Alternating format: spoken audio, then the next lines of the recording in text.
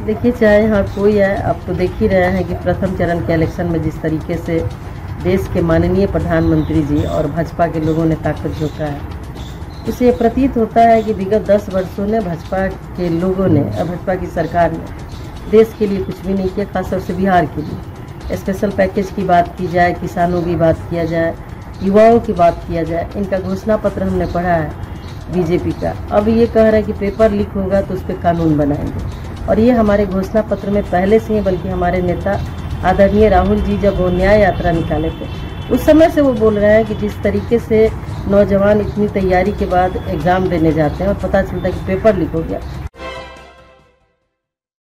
नमस्कार, देख रहे हैं आप सिटी पोस्ट लाइव और मैं हूं आपके साथ पूजा शर्मा। लोकसभा चुनाव के मद्देनजर लगातार एनडीए के दिग्गज नेताओं का बिहार दौरा जारी है। बता दें आपको कि प्रधानमंत्री नरेंद्र मोदी के साथ साथ बिहार के तमाम दिग्गज नेता बिहार का दौरा कर रहे हैं। इसी क्रम में योगी आदित्यनाथ भी बिहार पहुंच रहे हैं और औरंगाबाद में जनसभा को संबोधित करेंगे, जिसको लेकर विपक्ष ने जबरदस्त निशाना साधा है बीजेपी पर। आपको बता दें कि कांग्रेस एमएलए प्रतिमा दास ने बीजेपी पर जमकर निशाना साधा और साफ तौर पर कहती हुई नजर आई कि इन लोगों के बिहार दौरे से क्या बिहार की जनता इन्हें वोट दे देंगे? कभी नहीं, क्योंकि बिहार की जनता ने अब मूड बना लिया है। इसी के साथ साथ संकल्प पत्र को लेकर भी बीजेपी पर निशाना साधती हुई नजर आई प्रतिमा दास और आरोप लगाते हुए नजर आई कि जो संकल्प पत्र इन लोगों ने निकाला है वो घोषणा पत्र का नकल किया हुआ है। जो वादे बीजेपी वाले कर रहे हैं उससे पहले ही कांग्रेस ने वो वादा कर लिया है। घोषणा पत्र जो जारी किया गया था इंडिया गठबंधन की ओर से, उसका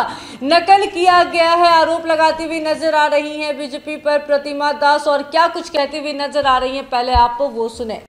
देखिए, चाहे यहाँ कोई है, अब तो देख ही रहे हैं कि प्रथम चरण के इलेक्शन में जिस तरीके से देश के माननीय प्रधानमंत्री जी और भाजपा के लोगों ने ताकत झोंका है, उससे ये प्रतीत होता है कि विगत 10 वर्षों ने भाजपा के लोगों ने और भाजपा की सरकार ने देश के लिए कुछ भी नहीं किया, खासतौर से बिहार के लिए। स्पेशल पैकेज की बात की जाए, किसानों की बात किया जाए, युवाओं की बात किया जाए, इनका घोषणा पत्र हमने पढ़ा है बीजेपी का। अब ये कह रहा है कि पेपर लीक होगा तो उस पर कानून बनाएंगे, और ये हमारे घोषणा पत्र में पहले से ही, बल्कि हमारे नेता आदरणीय राहुल जी जब वो न्याय यात्रा निकाले थे उस समय से वो बोल रहे हैं कि जिस तरीके से नौजवान इतनी तैयारी के बाद एग्ज़ाम देने जाते हैं और पता चलता है कि पेपर लीक हो गया, इसके लिए यदि हमारी सरकार बनती है तो हम ठोस कानून बनाएंगे।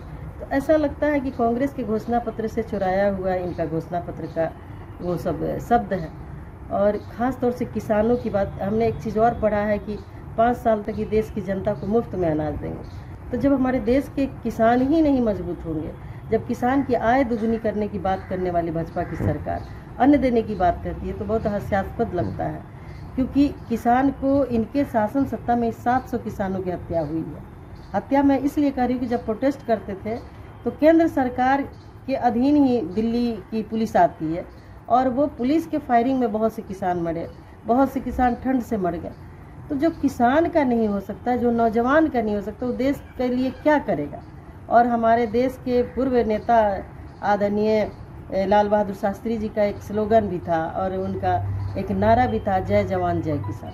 तो जिस देश के जवान, नौजवान और किसान ये तीनों के साथ अन्याय हो, वहाँ पर कितना भी आप चुनावी सभा कर ले उसका कोई फायदा नहीं मिलने वाला। नहीं कर रहे हैं। एनडीए का घोषणा पत्र नहीं हुआ था, वो बीजेपी का घोषणा पत्र था इंडिविजुअल। तो ये गलत बात है। ये लोग एक अलग तरीके के परंपरा की शुरुआत कर रहे हैं कि ये मेरा घोषणा पत्र। फिर आप मिल के लड़ क्यों रहे हैं? जब आप लड़ रहे हैं तो हर मुद्दों पे विचार विमर्श होना चाहिए। और जब एक 1 नेशन 1 इलेक्शन की बात कर रहे हैं, मैंने वो भी पढ़ा है, तो फिर 1 नेशन 1 घोषणा पत्र क्यों नहीं कर रहे? 36 पार्टियों से आप सहयोग लीजिएगा और घोषणा पत्र आपका इंडिविजुअल होगा, ये कैसे होगा? बीजेपी पर निशाना साधती हुई नजर आई प्रतिमा दास और कहती हुई नजर आई कि बीजेपी की नीति साफ झलकती है उनके कार्यों से। उन्हें अब बिहार की जनता मौका नहीं देने वाली है। इसी के साथ साथ उन्होंने कहा कि प्रधानमंत्री बिहार दौरे पर आए या फिर योगी आदित्यनाथ बिहार दौरे पर आए, कोई फायदा नहीं पहुंचने वाला है, क्योंकि बिहार की जनता ने मूड बना लिया है। इन लोगों ने घोषणा पत्र का कॉपी किया है। गंभीर आरोप लगाते हुए भी नजर आई बीजेपी पर कि जो संकल्प पत्र जारी किया गया है वो घोषणा पत्र का नकल किया हुआ है। इसी के साथ साथ तमाम मुद्दों को लेकर किस तरीके से बीजेपी को घेरती हुई नजर आ रही थी प्रतिमा दास सुना आपने। तो फिलहाल इस खबर में बस इतना ही। तमाम जानकारी के लिए बने रहे सिटी पोस्ट लाइव के साथ। इस वीडियो को लाइक करें, शेयर करें और चैनल को सब्सक्राइब करना ना भूलें। धन्यवाद।